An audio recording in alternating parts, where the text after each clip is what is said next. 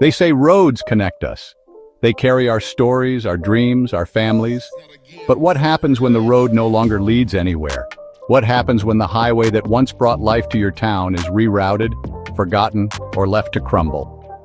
In 2025, thousands of towns across the United States are slowly dying.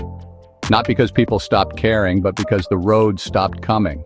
Drive through rural America today and you'll see them, not on your GPS, but through your windshield.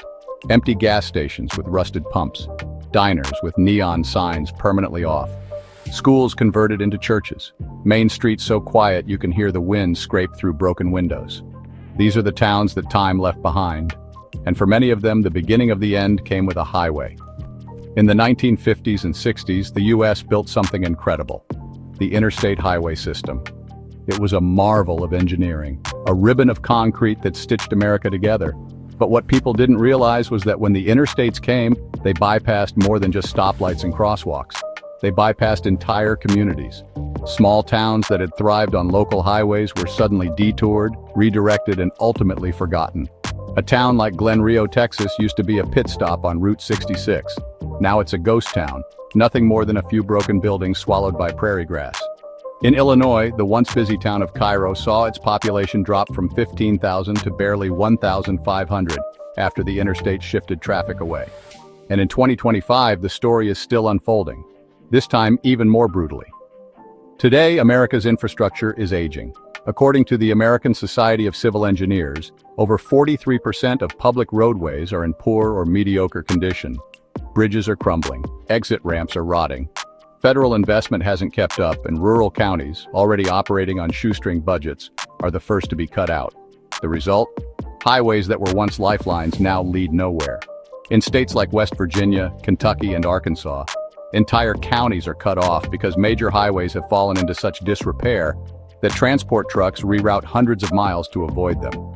That means businesses can't ship goods, tourists don't visit, and jobs vanish. In a small town, losing a single gas station can mean losing your last employer, your last source of tax revenue, your last reason for people to stay. The economic impact is catastrophic. A report from the Brookings Institution in 2025 showed that 73% of towns located off decommissioned or downgraded highways have seen double-digit population decline in the past 10 years. More than half of them now have poverty rates above 20%. And the kicker? These are towns that used to thrive. Places with factories, festivals, family businesses, now with nothing left to hold them up. The collapse is quiet. It doesn't make national news. There's no explosion, no headline, just a slow fade. A family moves away. The high school shuts down. The grocery store closes. The weeds grow tall. And one day someone drives through and says, "Wasn't there a town here once?" And behind every dying town, there's a broken promise. A highway project defunded. A bridge never repaired, a train line replaced by trucking routes that no longer pass by.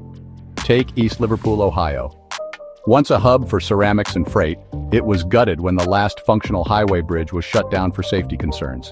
That was 5 years ago. It's still closed. The town has lost 40% of its businesses since, or look at I-70 in Missouri. Once a booming corridor connecting dozens of small towns to Kansas City and St. Louis, sections of it are now so damaged that speed limits have dropped to 30 miles per hour. Accidents are rising. Locals avoided entirely. And the businesses that relied on travelers? Gone. For every "Welcome to Main Street" sign, there's a dozen closed permanently ones.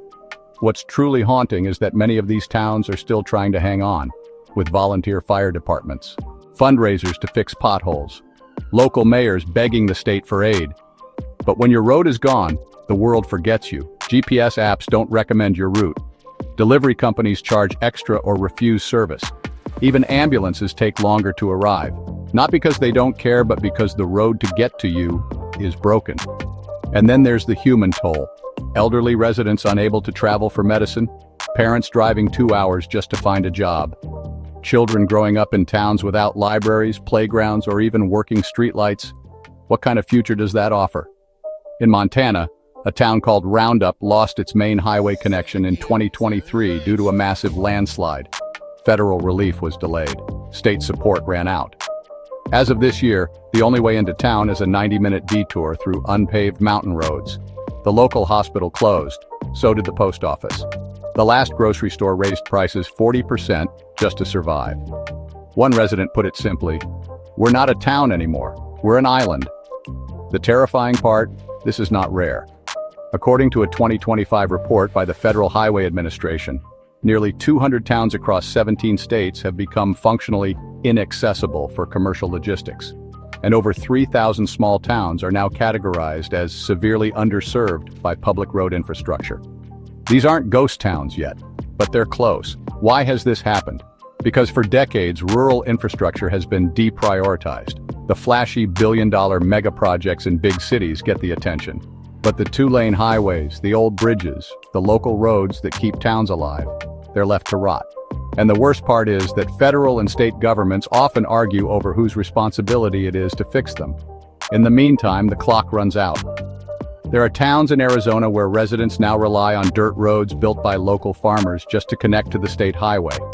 In Louisiana, a collapsed bridge has trapped a town's school buses, forcing kids to cross rivers by boat to get to class.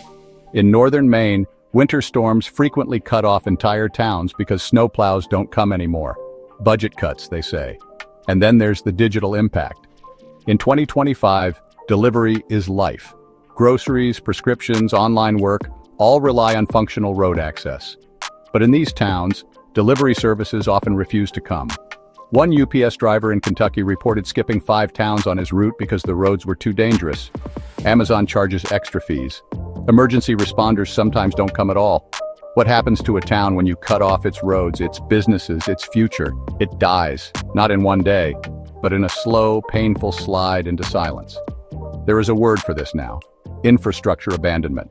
It sounds bureaucratic, but what it really means is this: America is choosing which towns get to survive, and it's doing it with concrete, with asphalt, with bridges, with every pothole that goes unfixed, every detour sign that never comes down, every highway project that gets postponed indefinitely.